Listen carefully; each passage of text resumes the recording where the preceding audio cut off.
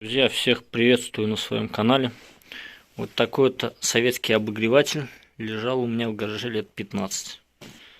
Нигде я его не находил. Покупался он для личного пользования очень-очень давно. Сейчас он уже превратился в труху, не работает, весь гнил. И вот пришло время его разобрать. Сам он деревянный. Здесь немножко жестянки. Хороший такой толстый довольно-таки кабель. Такая-то металлическая решетка. Также на задней крышке имеется маркировка электрокамин Толне-1. Год выпуска 1994. В общем, если здесь цветной металл, сейчас мы это посмотрим. Первым делом уберу все деревянные части. В принципе, здесь ничего такого нет. Это все части деревянные. Дно было из жестянки. Вот так-то он выглядит.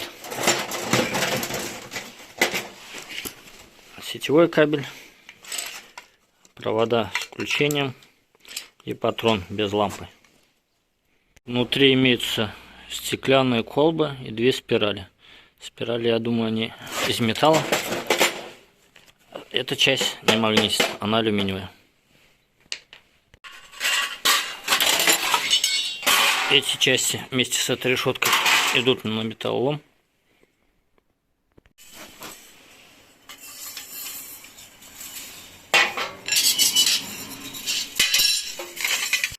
Две стеклянные трубки пойдут в мусор.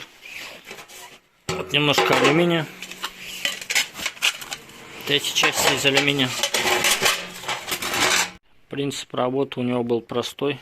Я ожидал здесь увидеть трансформатор. Здесь кроме проводов ничего нет. Все работало через 220 напрямую. Даже вилка магнитит. Металлическая, не из латуни. Порадовал только кабель в мягкой изоляции. Сейчас я быстро его почищу. Взвешивать смысла нету. Также осталось немножко проводов, которые надо будет обжечь. Тоже граммы алюминия и жестянка.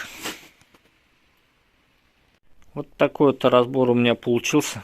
В принципе пустой, но не разберешь, не узнаешь.